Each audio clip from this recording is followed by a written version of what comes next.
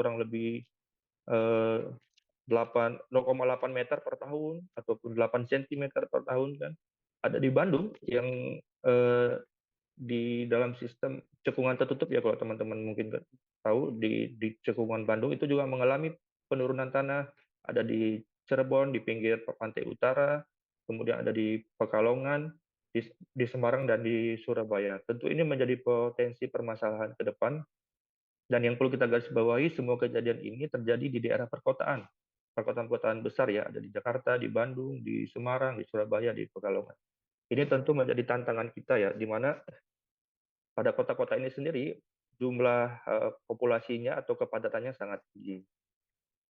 Nah, ini merupakan salah satu apa ya, dampak dampak dari bencana tadi, yaitu kerugian ekonomi ya yang terlihat dari hasil lampiran eh, Perpres Peraturan Presiden di nomor 18 tahun 2020, yaitu dapat kita lihat dari grafik bahwa memang penambahan jumlah korban itu berbanding lurus dengan penambahan kerugian ekonomi negara.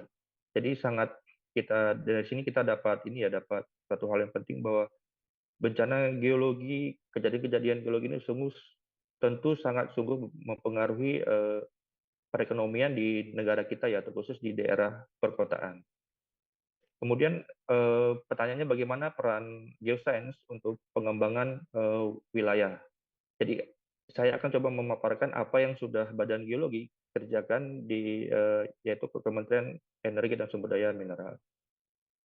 Baik untuk sebagai pengenalan bahwa struktur organisasi Badan Geologi ini ada dipimpin oleh kepala badan, kemudian mempunyai sekretaris badan, dan dari kepala badan ini kita ada 5 eselon 2 ya Bapak Ibu, karena kepala badan adalah eselon 1 di bawah Kementerian Energi dan Sumber Daya Mineral.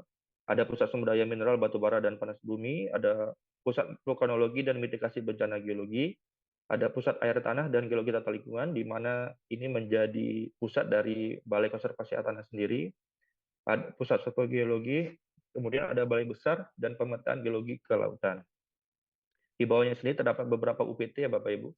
UPT yang di bawah oleh vulkanologi, ada Balai Penyelidikan dan Pengembangan Teknologi Kebencanaan, ada Balai Pemantauan Gunung Api dan Mitigasi di daerah Sulawesi maupun di Nusa Tenggara. Kemudian ada kami di tempat kantor saya berada, Balai Konservasi Air Tanah yang saat ini dipimpin oleh Dr. Taat Setiawan MP. Mungkin sering ya kalau teman-teman jadi dibimbing oleh Pak Taat. Kemudian ada Museum Geologi yang dipimpin Pak Hajar Isnu yang dulunya juga mantan dari sebelumnya sebagai Kepala Balai Konservasi Air Tanah. Baik, secara profil organisasi, Badan Geologi sendiri menurut Peraturan Perpres RI nomor 97 tahun 2001 mempunyai tugas menyelenggarakan penyelidikan dan pelayanan di bidang sumber daya geologi, vulkanologi, mitigasi bencana geologi, air tanah dan geologi lingkungan serta survei geologi. Fungsinya itu yaitu menyediakan pelayanan di bidang sumber daya geologi, vulkanologi, mitigasi bencana, air tanah, dan geologi lingkungan serta survei geologi, di mana tahapannya itu dari penyusunan kebijakan teknis, pelaksanaan penyelidikan, nanti akan kita jelaskan, penyusunan NSPK untuk pengaturan pendayagunaan, pemberian bimbingan teknis dan supervisi, pemantauan, evaluasi, dan pelaporan yang merupakan tugas utama ya dari Balai Konservasi Air Tanah, kemudian perumusan kebijakan. Nah, turun ke kami, ke Balai Konservasi Air Tanah, menurut Permen 14,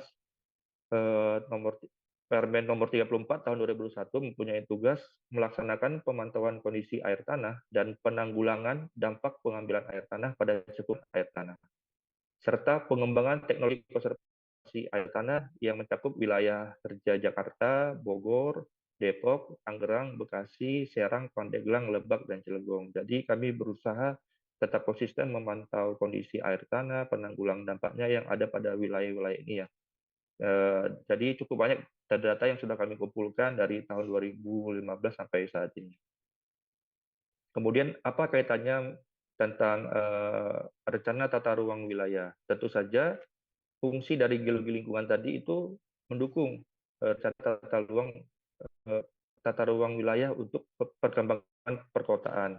Jadi dalam pengembangan wilayah diperlukan kajian geosains untuk mendukung penyelidikan geologi lingkungan, yaitu seperti faktor pertama sumber daya geologi ya, berupa data topografi, daya dukung tanah, batuan, kondisi keairan atau hidrogeologi dan sebagainya. Kemudian eh, geologi lingkungan juga memetakan kendala geologi berupa data gempa bumi, tsunami, likuifaksi, gerakan tanah, erupsi gunung api, erosi banjir, dan sebagainya. Kemudian ada juga memetakan komponen non-geologi berupa penggunaan lahan, curah hujan, data rencana pola dan struktur ruang. Dan ada faktor pengisi ya Bapak Ibu, ini salah satu faktornya seperti kawasan mata air penting, taman nasional, taman hutan raya, kawasan lindung, dan cagar alam. Tentu saja semua faktor ini nanti akan kita pakai untuk memberikan rekomendasi terkait rencana tata ruang wilayah perkotaan maupun di sekitar wilayah perkotaan dan di perdesaan. Terus bagaimana fungsi-fungsi tadi kami laksanakan? Jadi dari informasi geolingkungan kami melaksanakan pendidikan di bidang geologi dan geofisika untuk menemukan data dukung geologi. Kemudian data pembatas geologi ya seperti bencana, bahaya gunung api dan sebagainya. Kemudian dari hasil pemantauan kami tetap kami melakukan evaluasi dan kemudian tetap melakukan pemantauan rutin untuk menganalisis geologi lingkungannya demi memberikan rekomendasi ataupun risiko yang akan dihadapi untuk memaksimalkan kenyamanan di suatu wilayah perkotaan. Di lain sisi kami juga mempunyai fungsi bimbingan teknis dan supervisi, dan kemudian penyusunan NSPK dan kebijakan. Tentu saja dalam pelaksanaan penyelidikan dan pengambilan data lapangan, kami melakukan berbagai metode ya. Metode yang utama yaitu geologi, geofisika, dan geodesi. Nanti akan memberikan contoh-contoh selanjutnya. Kemudian ini ada beberapa contoh yang rutin dilakukan oleh Badan Geologi ya. Khusus sebagai contoh ini dalam mitigasi bencana, yaitu pengeboran dan pengambilan sampel ya, ini di bidang geologi, survei GPS, di geodesi, survei lapangan, geologi, geofisika, kemudian penataan geologi, dan di bawahnya ini kita juga melakukan survei mikrotremor. Teman-teman fisika mungkin ya sangat sangat ahlinya ya mikrotremor untuk mengukur gelombang-gelombang kecil ya dari gempa ya, kemudian pengukuran geolistrik yang sudah sering kita lakukan, dan teman-teman geofisika tentu di sini sangat berperan ya. Kemudian ada survei geologi kelautan secara metode geofisika dengan menembakkan gelombang sonar ya dari atas kapal laut untuk menangkap kondisi batuan yang ada di bawah kelautan. Ini teman-teman geologi, teman geofisika dan geologi ya sangat paham ini. Kemudian pengukuran metode lainer. Semua ini yang kami lakukan untuk menghadapi dan bencana geologi ya, menghadapi mitigasi bencana geologi. Jadi ini contoh-contoh yang sering kami lakukan di Badan Geologi. Kemudian ini ada satu contoh lagi teman-teman. Jadi terkait penyusunan peta tematik patahan aktif kabupaten ataupun kota, di mana bisa teman lihat sendiri peran geologi dan geofisika sangat kuat ya sangat ini. Terutama dalam pemetaan gaya berat di daerah Sukabumi, contohnya di bencana yang tahun lalu atau tahun ini ya, itu ada di daerah Sukabumi di Provinsi Jawa Barat, di mana teman-teman geologi dan geofisika sangat berperan penting, baik dalam pengumpulan data maupun dalam pengambilan data di lapangan. Seperti survei dan pemetaan, data patahan aktif, itu teman-teman geologi sangat berperan aktif, fitur dan pemetaan geomorfologi, pengukuran geofisika ya di bawah permukaan dalam menangkal, itu teman-teman geofisika ya sangat sangat berperan aktif di situ. Kemudian menggunakan data lidar, seismik dan semuanya itu. Kemudian pengambilan data pasca gempa bumi ya teman-teman geologi dan geofisika juga dengan berbagai metode yang digunakan untuk memberikan rekomendasi ya dalam menghadapi mitigasi dan bencana.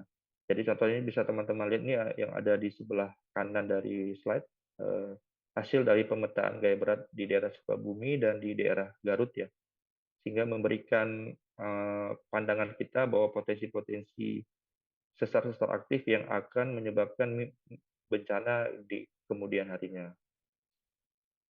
Kemudian ini yang penyelidikan di bidang geologi yang dilakukan oleh PATGL, Pusat Air Tanah dan Geologi Tata Lingkungan. Salah satu yang paling penting dan sering kami lakukan yaitu pengeboran ya. Ini adalah pengeboran untuk menyelidiki kasus penurunan tanah di kota Pekalongan dan sekitarnya. Jadi kami membuat pembangunan sumur pemantauan penurunan tanah di 3 kedalaman berbeda dari 125, 50 meter, dan 30 meter.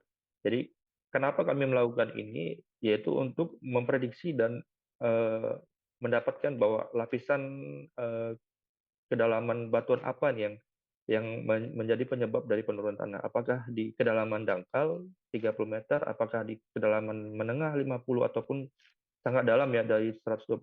Jadi kami membuat fondasi dari permukaan sampai kedalaman yang paling dalam dari lubang sumur untuk mengukur perubahan ya. Jadi seperti yang teman lihat, contoh lain juga ada di Semarang, itu terjadi ya perubahan eh, hanya dalam kurun waktu 2 tahun dari November sampai Mei 2003 itu jadi penurunan tanah sekitar 5,3 cm ya terlihat di gambar pada kota Semarang. Kemudian pada ini yang di kedalaman tengah ya Bapak Ibu ya. Kemudian ada di kedalaman 120 meter. Jadi dari 0 sampai 120 meter itu telah terjadi penurunan sekitar 5,3 cm.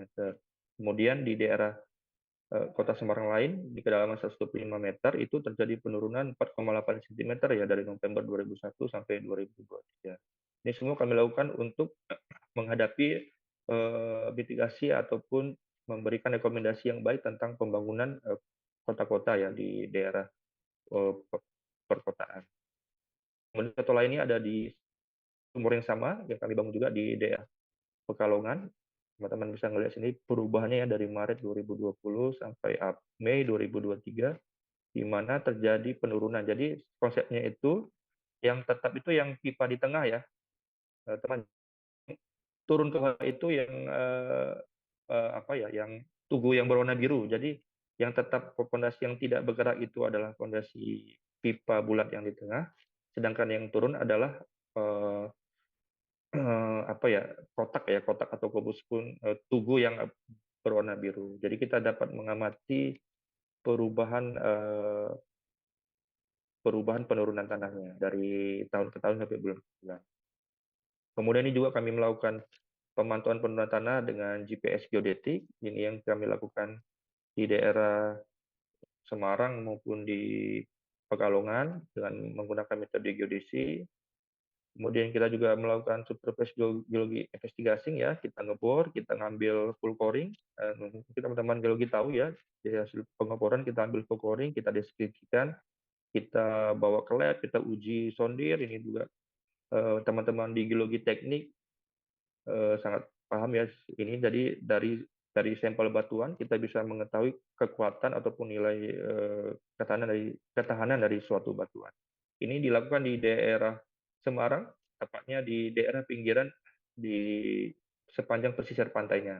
Jadi teman-teman lihat di gambar paling bawah ini adalah salah satu dampak dari banjir ataupun penurunan tanah yang langsung dirasakan oleh masyarakat ya. Jadi daerah perkotaan sendiri itu sudah terendam oleh banjirop ataupun laut yang meluap ke darat, bisa akibat penurunan tanah yang tinggi di Kota Semarang ataupun karena kenaikan tinggi muka air tanah. Jadi sangat sangat bencana geologi ini ataupun kejadian-kejadian geologi geofisika ini sangat mempengaruhi di daerah-daerah perkotaan.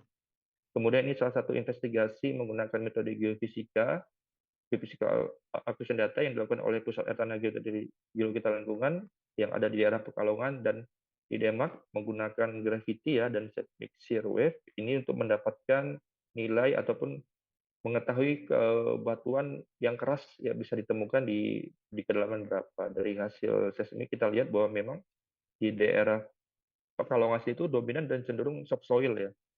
Jadi dari kondisi geologi ini sendiri dengan metode geofisika kita bisa tahu bahwa memang di daerah-daerah yang subsoil ini sendiri tidak ataupun kurang direkomendasikan untuk perkembangan di daerah perkotaan.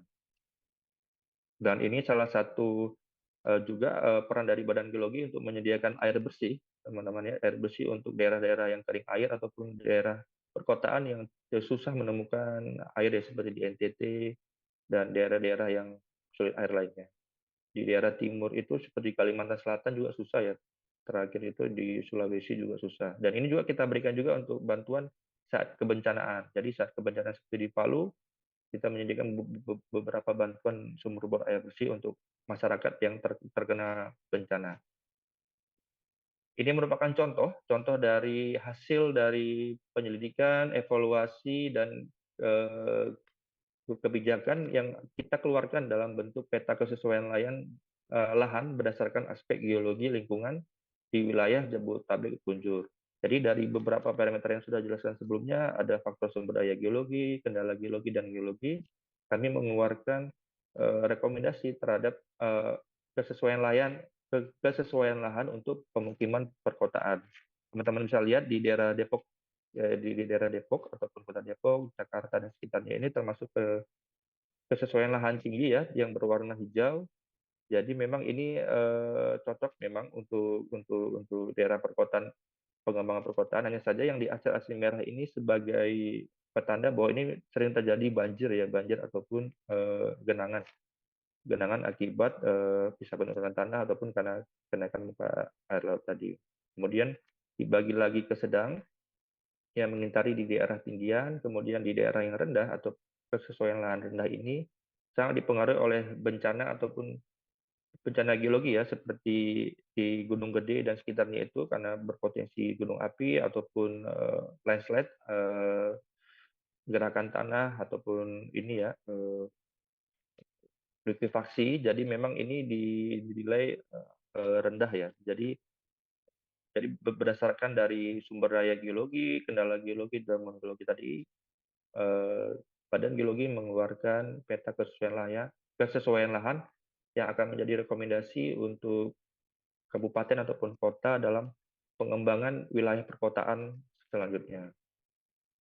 Kemudian kita akan masuk ke dalam apa yang sudah dikerjakan oleh Balai Konservasi Air Tanah di mana tempat saya bekerja, yaitu pengelolaan sumber daya air tanah dan penanggulangan dampak ya di wilayah perkotaan dan di wilayah perkotaan terkhusus di Jabodetabek. Jadi berdasarkan peraturan Permen, ini terkhusus untuk kasus pengelolaan air tanah ya teman-teman. Jadi memang eh, seiring dengan terbitnya Undang-Undang baru nomor 17 tahun 2017 terkait sumber daya geologi, bahwa memang eh, terbagi tugas antara pemerintah pusat dan pemerintah daerah.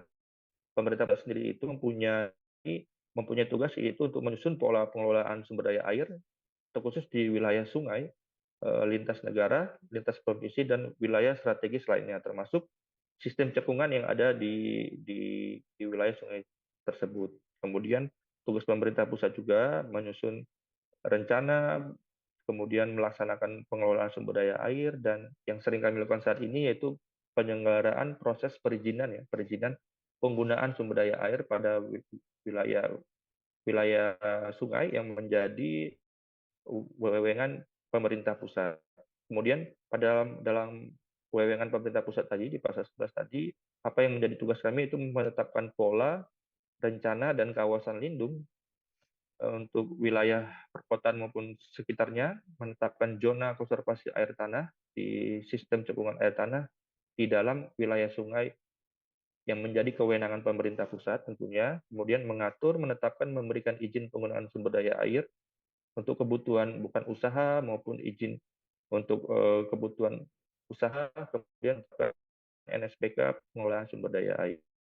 Jadi memang pengelolaan sumber daya air khusus untuk wilayah sungai yang menjadi kewenangan pusat sebelumnya yang berada di pemerintah kabupaten kota dan kabupaten, yang ditarik berdasarkan undang-undang yang lama ditarik ke provinsi, kemudian saat Undang-Undang 17 tahun 2019 ini terbit, jadi kewenangan itu semua ditarik ke pemerintah pusat ataupun menjadi kewenangan dari kami di Kementerian Energi dan Sumber Daya Mineral, khusus di Badan Geologi ya. Jadi saat ini pengelolaan sumber daya air di wilayah sungai, kewenangan pusat itu semuanya sudah menjadi tanggung jawab dan kewenangan dari Badan Geologi. Kemudian yang perlu kita kita perhatikan bahwa memang pengelolaan sumber daya air memang berdasarkan wilayah sungai. Hanya saja pengendaliannya, pemberian izinnya itu tetap berpegang kepada sistem cekungan air tanah atau di bawah permukaan. Nah, ini menjadi peran penting dari geologi ya, geologi dan geofisika maupun geodesi ya, ilmu kebumian untuk menetapkan dan mengelola sumber daya air karena sekalipun kewenangannya dibagi berdasarkan wilayah sungai yang di permukaan, tetapi tetap perhitungan pengelolaan debit yang diberikan itu tetap berdasarkan berbasis sistem cekungan air tanah. Dan ini menjadi tugasnya dari Badan Geologi ataupun Balai Konservasi Air Tanah untuk menerbitkan dan mengeluarkan peta konservasi air tanah. Sekilas tentang cekungan air tanah Jakarta, di mana kita berada saat ini, yaitu bahwa cekungan air tanah Jakarta sendiri ini, dia terdiri dari, seperti Bapak teman-teman lihat di sebelah kiri ya, terdiri dari seluruh wilayah Jakarta, sebagian Kabupaten Tangerang, Kota Tangerang, Tangerang Selatan, Depok, ya, Depok di mana teman-teman UI berada, kemudian Kota Bekasi dan Kabupaten Bekasi. Kemudian tepat di selatan cekungan air tanah Jakarta itu ada CAT Bogor, yang ini tetap sebagian menjadi kewenangan kami dan sebagian menjadi kewenangan di pusat air tanah ya yang di Bandung ya. Kemudian ada CAT Serang Tangerang yang full menjadi kewenangan kami ya di Balai Konservasi Air Tanah. Nah, di sebelah timur itu ada cekungan Karawang Bekasi, ini tetap masih menjadi kewenangan di Pusat Air Tanah Geologi Tata Lingkungan. Jadi secara umum terkait survei pendidikan geologi, Balai Konservasi Air Tanah itu berpegang kepada dua sistem cekungan, cekungan memetakan cekungan CAT di Jakarta dan CAT Serang Tangerang. Sedangkan di luar itu semua masih menjadi tupoksi dari Pusat Air Tanah dan Geologi Tata Lingkungan yang ada di Bandung. Hanya saja dalam penerbitan izin dan evaluasinya itu ada di kami, di Balai Konservasi Air Tanah. Kemudian teman-teman mungkin belum dapat ya, jadi memang cekungan air tanah sendiri itu dibatasi oleh kondisi geologi, yaitu teman-teman lihat itu ada nomor 1 sampai 5 itu ada boundary-nya no flow boundary atau tidak ada aliran dan batas aliran. Kemudian di poin 2 dan 4 itu no flow boundary itu seperti singkapan batuan tersiar pada dasar sungai ya, itu menjadi batas dari aliran air di suatu sistem cekungan. Dan poin 3 itu flow control boundary atau ada aliran yang masuk ke dalam sistem cekungan. Diperkirakan memang batas nomor 3 ini ataupun di selatan CAT Jakarta ini dapat mendapatkan aliran dari sistem cekungan Bogor.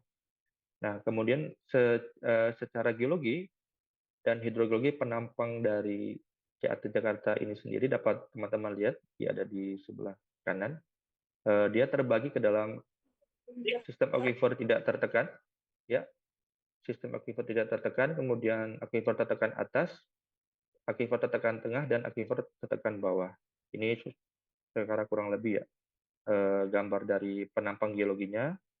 Kemudian apa yang kami kerjakan setiap tahun, teman-teman, yaitu pemantauan kondisi air tanah berkelanjutan, yaitu pemantauan kondisi air tanah pada sumur gali, dangkar, sumur pantau, dan sumur berproduksi itu mencapai 220 lokasi ya. Ini hanya di CAT Jakarta, sedangkan di CAT Serang Tangerang yang baru kami mulai di 2023 itu ada sekitar 100 lokasi pengamatan. Apa yang kami lakukan yaitu mengukur muka air tanah, mengambil sifat kimia air tanah, dan mengukur sifat fisik kimia tanah, ada TDS, pH, EC, suhu, dan kemudian mengambil sampel yang untuk kami analisis di laboratorium.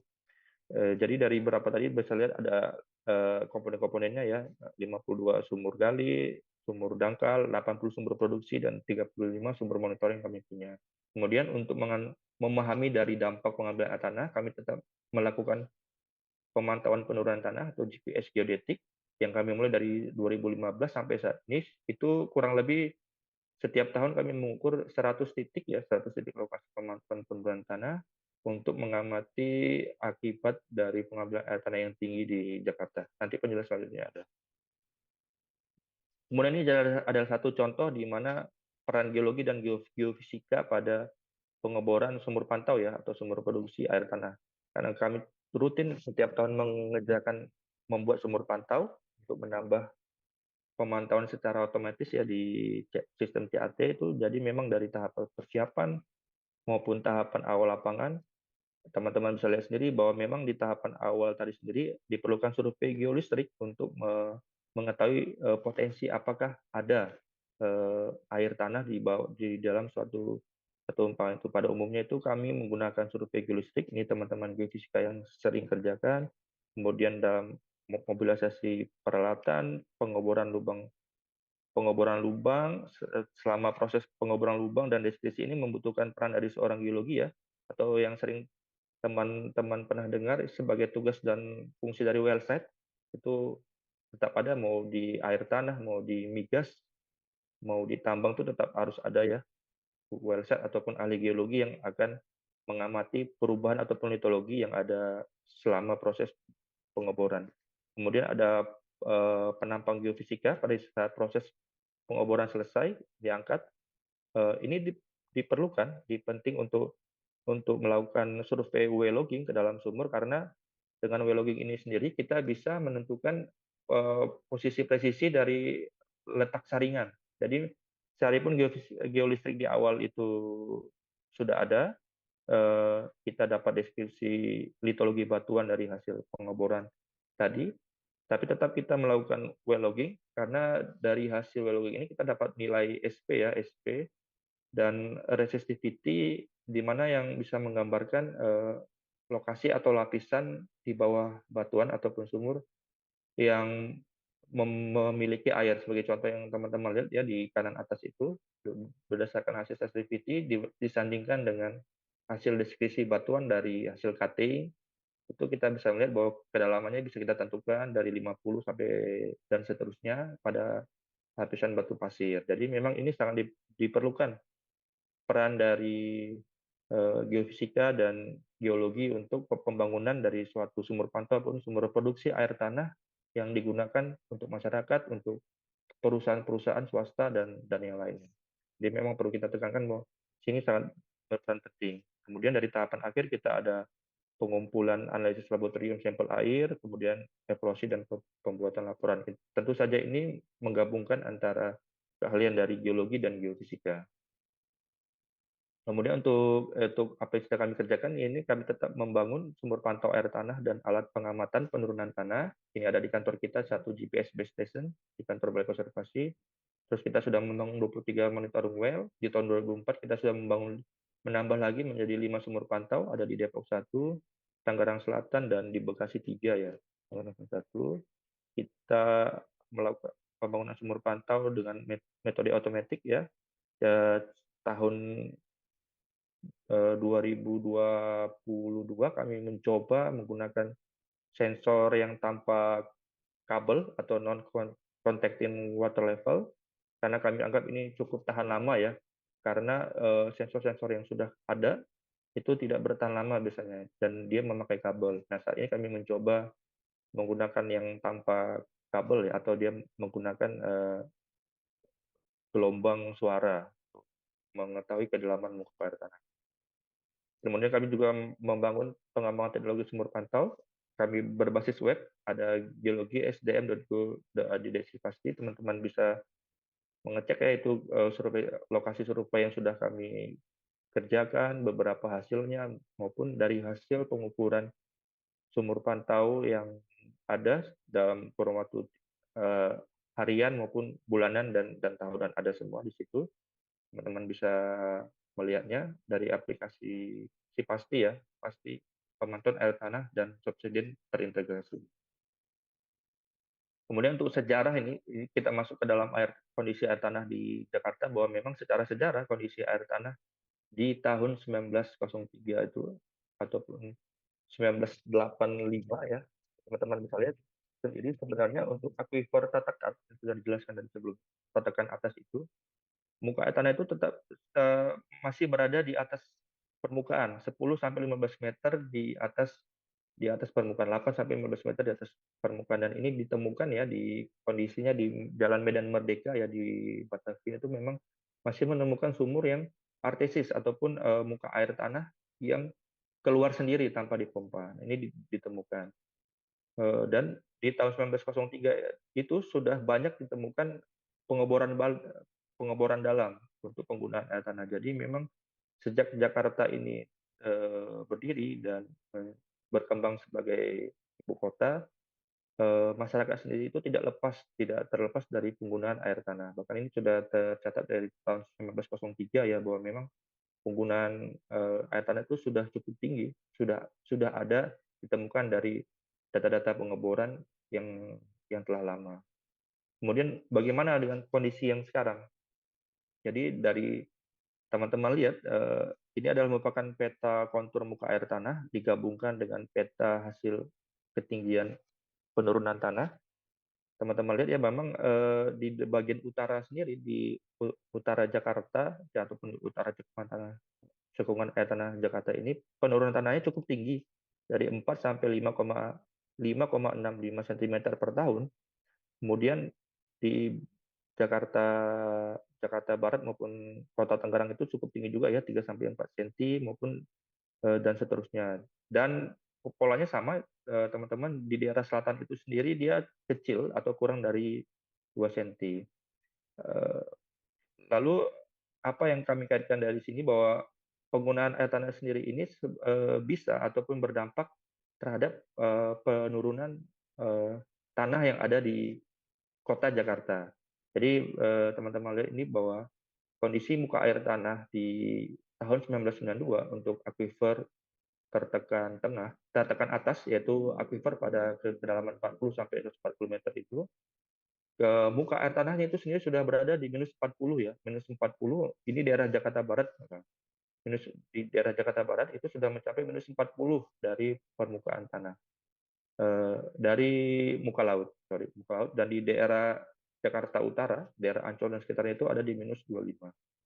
Tentu ini menyebabkan ataupun berdampak terhadap penurunan tanah ya, yang terjadi sampai saat ini. Jadi ini adalah peta penurunan tanah yang kami ukur sampai tahun 2023, bahwa memang ditemukan kesamaan bahwa muka air tanah yang dalam, yang apa teman-teman lihat di kontur biru yang di selatan ini, muka air tanah yang dalam ini tepat terjadi di mana penurunan tanahnya cukup tinggi. Jadi bisa disebabkan, dibilang bahwa memang pengambilan air tanah ini sangat berdampak ya, sangat berdampak ataupun bisa menyebabkan dari penurunan tanah. Tapi perlu diingat bahwa penurunan tanah itu sendiri tidak disebabkan saja oleh pengambilan air tanah yang tinggi, tetapi karena kompaksi alamiah, terus faktor tektonik dan pembebanan pembangunan ya. Tentu pembebanan pembangunan itu sendiri dari perkembangan kota yang ada di Jakarta. Ini salah satu yang kami tetap survei, eh, eh, dampak dari pengambilan air tanah di Jakarta yang cukup tinggi ya, karena kedalaman muka tanah sini di bawah minus 40 ya, di bawah minus 30. Kemudian ini ada beberapa korelasi yang kami plot antara perubahan muka air tanah dengan perubahan ketinggian, di mana yang biru tadi ini adalah perubahan muka air tanah. Kemudian eh, yang warna merah atau titik merah itu perubahan ketinggian permukaan tanah ataupun penurunan tanah. Jadi teman-teman bisa lihat di beberapa lokasi dengan ketinggian laju penurunan yang tinggi, yaitu 4 sampai 5,6 cm per tahun, itu ditemukan korelasi antara semakin turunnya muka air tanah menyebabkan ataupun terjadi penurunan tanah, ataupun penurunan tanah semakin tinggi dan lajunya tinggi. Tetapi di sisi lain juga, di lokasi dengan penurunan tanah yang tinggi ataupun laju penurunan tanah tinggi itu ditemukan juga ketidaklarasan antara kenaikan muka air tanah, namun penurunan tanah tetap terjadi ya, seperti yang teman-teman lihat di beberapa wilayah di daerah Jakarta dan sekitarnya. Jadi di satu sisi dia ada kaitan antara penurunan muka air tanah akibat pengambilan air tanah tadi, penggunaan ataupun dewatering ya, terhadap penurunan tinggi tanah. Di sisi lain juga ada ketidakhubungan antara eh, pemulihan muka air tanah tadi terhadap tetap terjadinya penurunan muka air tanah. Dan ini kami amati dari tahun 2015 sampai 2024. Dan ini berada di lokasi yang laju penurunan yang tinggi ya.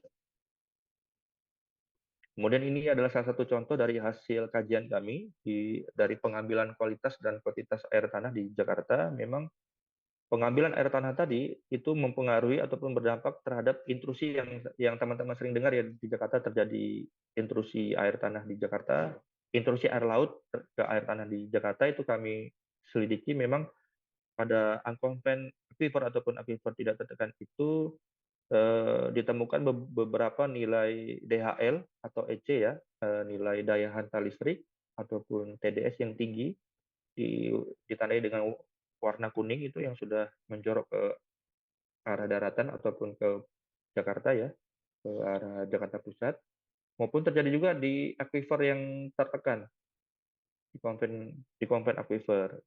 Ya, saya ulang lagi bahwa aquifer tidak tertekan ini dari 0 sampai 40 meter ya perkembangannya, sedangkan aquifer tertekan ini dari 40 sampai 140 meter.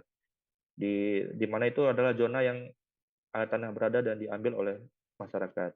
Lalu kami mencoba memplot antara nilai DHL dengan jarak dari garis pantai. Memang ditemukan bahwa semakin dekat ke garis pantai, itu nilai DHL-nya semakin tinggi. Itu pun sama dengan nilai TDS.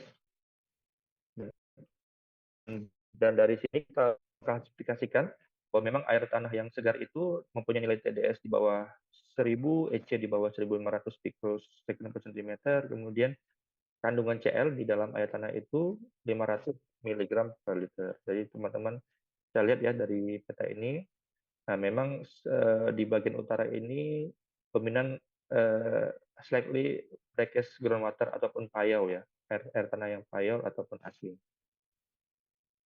Kemudian ini adalah salah satu hasil juga dari kajian menggunakan isotop untuk menghitung nilai pencampuran antara air tanah dengan air tawar. Pencampuran air laut dengan air tawar yang ada di daerah utara Jakarta. Memang dari hasil kajian ini yang ditulis oleh Pak Taat ya di tahun 2020 ya, 2001 itu memang ditemukan kecampuran missing yang cukup tinggi ya, di atas 6%, itu di daerah Sunter, kalau teman-teman tahu ya, Tegal Aro, kemudian ada di daerah Kapuk, 21-11% ini terjadi pencampuran antara air laut dan air tawar di aquifer tertekan. Kemudian di Tongkol, di tempat kantor kami berada itu sekitar 8%, 8,4%. Untuk di daerah Ciatas ini memang masih menjadi fenomena aneh ya. Jadi di daerah selatan itu terjadi missing. Nah, ini memang menjadi fenomena yang ini juga ya, yang masih kami teliti. Mungkin teman-teman nanti sebagai pengenalan juga apa itu isotop O dan deuterium, oksigen dan deuterium. Nanti mungkin bisa dipelajari di perkuliahan lebih lanjut ya. Kemudian ini adalah secara hidrokimia ataupun fasies air tanah, fasies kimia air tanah. Ya teman-teman bisa lihat sendiri bahwa memang untuk Akonven sendiri sebarannya itu diplot berdasarkan diagram paper ya teman-teman. Eh, Memang di sistem aquifer Unconven ini sendiri dia masih dominan fresh groundwater ya. Fresh groundwater itu ada di sebelah kiri dari grafik trapesium. Kemudian dari confined aquifer ini sendiri dia ini ya campuran campuran semuanya campuran, ada yang kontaminan oleh air permukaan ataupun air dari aquifer dangkal ke tertekan, kemudian ada yang sudah mulai ini ya sudah mulai brackish atau salin ya dari payau menjadi asin, itu ada ditemukan di sistem unconfined dan di sistem tidak tertekan dan sistem tertekan. Dan ini berdasarkan ini ya apa istilahnya itu tipe air berdasarkan kimia kimia tanahnya.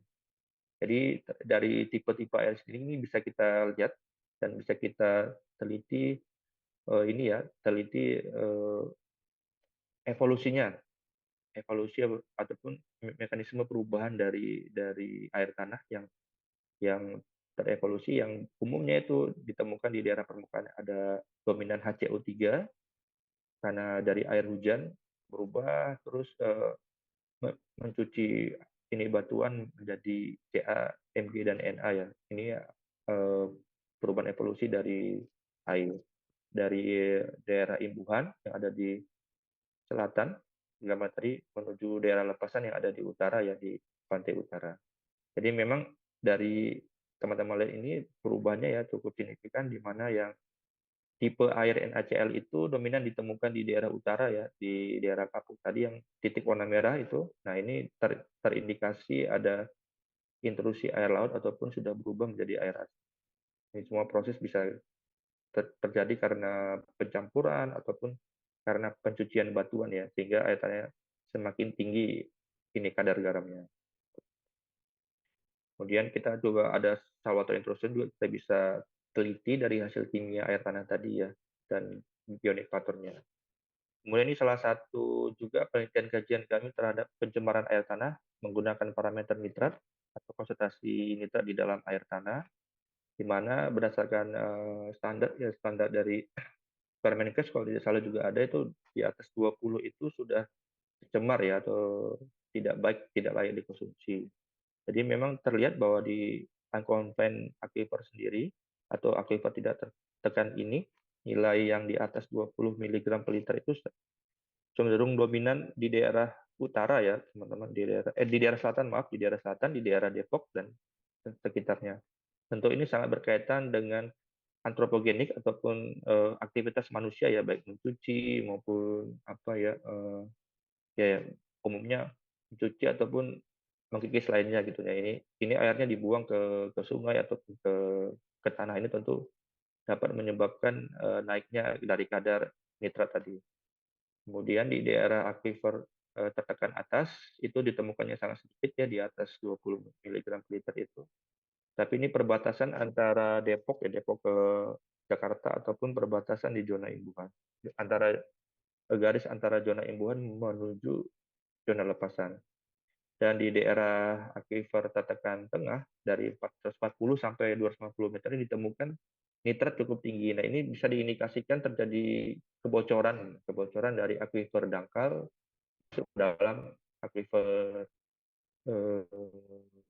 tertekan tengah ya, dari 250 tadi. Nah, ini semua tadi ini dari pemantauan muka air tanah, dari eh, sifat fisik dan kimia air tanah, ini semua kita pakai untuk menganalisis perubahan perubahan ataupun pemantauan perubahan kondisi air tanah yang ada di Jakarta. Lalu bagaimana kebijakan kami untuk pengendalian? Kami mengeluarkan peta konservasi air tanah, di mana peta konservasi air tanah ini terbagi ke dalam zona perlindungan dan zona pemanfaatan air tanah.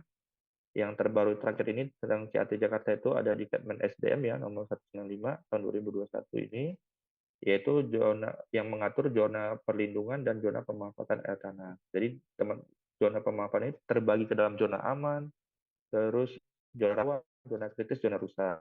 Tentu saja zona aman, rawan, kritis, rusak ini ada dua faktor utama yang berkaitan yang sering kami kerjakan tadi, teman-teman. Jadi penurunan muka air tanah itu sudah mencapai lebih kurang dari 40, itu termasuk aman dengan nilai TDS-nya di bawah 1000, ataupun DAS perubahan ya, maaf, perubahan DAS dan TDS-nya dari kondisi awal itu kurang dari 1000 itu masih ke dalam zona aman. Kemudian dari 40 sampai 60% penurunan muka air tanahnya dengan perubahan TDS dan DL-nya antara 1000 sampai 10.000 ya, ataupun 15.000 DHL-nya itu ke dalam zona rawan dan seterusnya.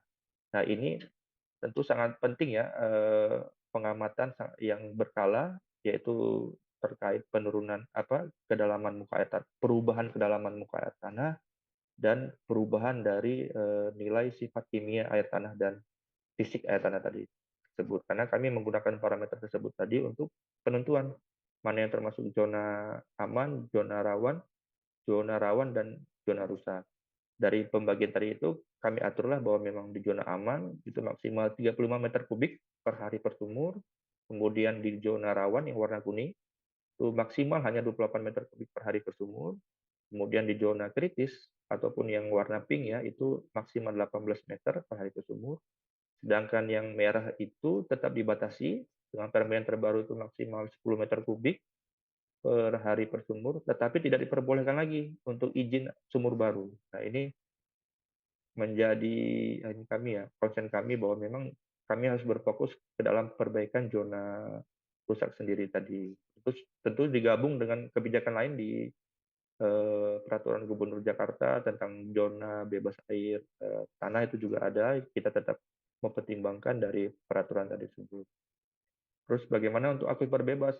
Akuifer bebas dengan kedalaman kurang dari 40 meter, kami batasi hanya 10 meter kubik per hari. Tentu saja ini untuk menjaga kepentingan dari masyarakat sipil yang menggunakan akuifer dangkal ya, seperti sumur gali, sumur pantek yang teman-teman sering temukan di rumah ataupun di kontrakan itu menggunakan sumur pantek yang hanya 4 inci. Nah, itu kita membatasi ini untuk badan usaha ataupun perusahaan-perusahaan besar ya, ya seperti perlindungan ke masyarakat kecil tadi ataupun masyarakat sipil tadi agar tidak terjadi kekeringan atau persisihan antara masyarakat umum dan pemilik ini perusahaan ataupun pengusaha ya.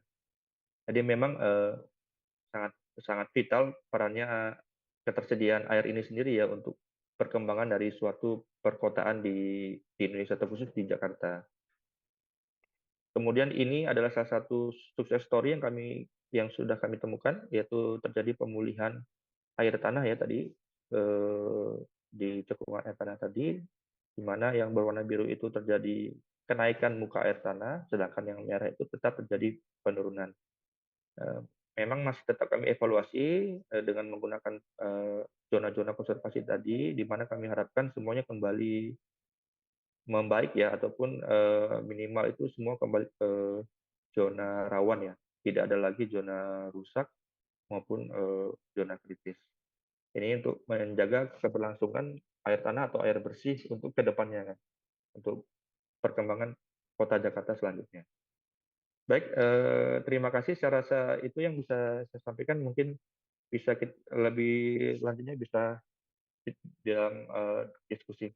Saya kembalikan ke Pak Twin. Baik, terima kasih ke Pak Janer Nababan.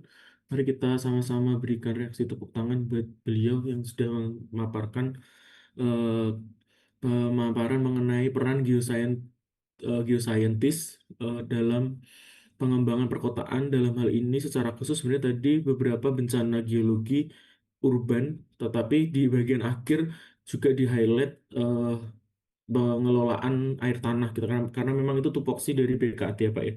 Nah, apakah dari teman-teman ada yang ingin bertanya, boleh raise hand, nanti akan saya persilakan untuk open mic, atau boleh langsung open mic juga boleh. Tapi jika belum ada, mungkin saya juga ingin bertanya Pak. Tadi kan yang disampaikan oleh Pak Jenner itu sebenarnya di awal backgroundnya adalah kita fokus ke perkotaan, karena perkotaan itu kalau kita lihat di Indonesia itu ada population growth dan 55% itu fokus masih di Jawa ya Pak ya. Kemudian merespon dari skenario Bappenas bahwa ada beberapa overlay kepentingan di Indonesia dan itu perlu diakomodir gitu. Nah, salah satunya adalah bagaimana mengembangkan perkotaan yang di sisi lain juga memiliki potensi beberapa bencana geologi. Ada land subsidence, kemudian mungkin ada juga yang kita dengar dari berita ada banjirop, terutama di Jawa bagian utara. Kemudian tadi ada land subsidence, konsumsi air tanah yang berlebih, dan tanah longsor dan lain sebagainya kayak gitu. Kemudian tadi dipaparkan tupoksi dari Badan Geologi dalam hal ini eh, Pusat Lingkungan dan Geologi Tata Lingkungan beserta dengan Balai Konservasi Air Tanah itu tugasnya apa saja di dalam isu tersebut gitu. Kemudian tadi yang mungkin saya ingin tanyakan Pak sebenarnya pertama saya mau mengapresiasi apa yang sudah dilakukan Badan Geologi sampai saat ini, karena terutama Balai Konservasi Air Tanah secara rutin setiap tahun memantau kondisi air tanah terutama di cekungan air tanah Jakarta dan sekitarnya gitu ya. Dan sehingga kita bisa melihat data perubahan itu seperti apa, bahkan di akhir terlihat success story pemulihannya. Jadi kita nggak membiarkan kondisinya tetap kritis, tetapi diupayakan supaya bisa pulih kembali gitu. Tapi yang saya ingin tanya sebenarnya, karena tidak bisa dipungkiri bahwa kejadian tersebut juga dipengaruhi oleh tata guna lahan. Salah satunya adalah industri ya Pak ya. Nah, saya ingin tanya bagaimana peran swasta Pak? Maksudnya apakah Badan Geologi juga membangun kolaborasi dengan pihak swasta karena sebenarnya mungkin mereka juga yang menyebabkan konsumsi air tanah berlebih selain dari rumah tangga. Nah, apakah juga ada upaya yang dilakukan sejauh ini oleh pihak swasta? Terima kasih Pak. Jadi Pak Twin ini pertanyaan ada satu tadi ya, itu atau yang di awal tadi juga pertanyaan. Iya. Baik, saya coba tadi yang peran swasta ya, Pak Twin ya. Jadi memang ini bisa dibilang ini ya, kalau di BKT, di Badan Geologisnya itu sebenarnya dia banyak mengeluarkan peta-peta ya, peta-peta yang menjadi rujukan dalam instansi, baik di instansi pemerintah pusat lain seperti eh, lingkungan hidup, terus Bappenas dan yang lainnya ya, juga di provinsi ya, di instansi pemerintah provinsi dalam pengembangan tata guna lahan. Nah, ini tentu menjadi dasar dari kementerian lain dalam mengeluarkan izin-izin, seperti contoh misalnya izin lingkungan. Nah, izin lingkungan ini kan sebenarnya kan sangat di awal sekali ya, Pak Twin ya. Jadi memang izin AMDAL, AMDAL yang kita sering dengar di perusahaan-perusahaan tadi ini, tentu saat satu perusahaan ya, atau pengusaha mendaftarkan ataupun mengajukan izin berusaha, tentu saja mereka harus mendapatkan izin AMDAL, izin usahanya dan lain-lainnya. Nah, tentu saja perannya tadi ada bahwa bahwa kami Badan Geologi itu menyiapkan peta-peta kebijakan ataupun referensi, peta-peta kebijakan ataupun rujukan yang menjadi rujukan dari Kementerian Lingkungan Hidup tadi sendiri untuk memberikan izin tadi, izin AMDAL tadi, izin pendirian dari usaha tadi ya, Pak Twin. Jadi memang untuk saat ini memang kita fokus dalam dalam hal itu ya, dalam pemberian rekomendasi untuk pengembangan wilayah. Nah, yang jadi masalah terkadang itu seperti contoh misalnya izin penggunaan air tanah. Nah, ini kan terkadang kita temukan beberapa kendala bahwa memang AMDAL yang sudah diberikan itu kebetulan keluar di dalam zona perlindungan. Nah, ini sekarang terkadang menjadi permasalahan kami untuk menerbitkan izinnya. Karena kan memang sebenarnya yang menjadi permasalahan adalah si perusahaan swasta ini membutuhkan debit misalnya, membutuhkan debit besar atau di atas 100 meter kubik per hari. Sedangkan dia mendapatkan izin AMDAL, juga izin penggunaan air tanah, setelah kami evaluasi itu hanya dibatasi ataupun maksimal sekitar 25 meter kubik per hari. Nah, ini menjadi kesusahan bagi kami juga ya untuk sebagai evaluator, dan di mana ya perannya perusahaan itu harus mengikuti jadinya. Jadi ya memang mereka mau tidak mau harus menggunakan air tanah yang tidak melebihi dari 25 meter kubik tadi. Nah, ini memang tetap menjadi pertentangan ya di mana kami tetap mengeluarkan regulasi yang mengatur penggunaan air tadi. Sisi lain ya perusahaannya mau nggak mau harus ikut izin yang kami berikan. Nah, di beberapa perusahaan yang eh, sangat concern ke konservasi, contoh mungkin perusahaan air minum ya, mungkin saya tidak mungkin menyebutkannya, mereka mempunyai unit sendiri atau khusus sendiri untuk melakukan konservasi dengan melakukan CSR dengan bantuan ke masyarakat, kemudian membangun sumur-sumur imbuhan ataupun sumur-sumur resapan pada zona imbuhan ataupun daerah-daerah resapan yang ada di gunung. Nah, ini eh, di beberapa perusahaan swasta yang ini ya, yang benar-benar konsen ke lingkungan itu ya, mereka sampai melakukan hal yang seperti itu. Nah, jadi memang hal ini ya patut di ini ya, patut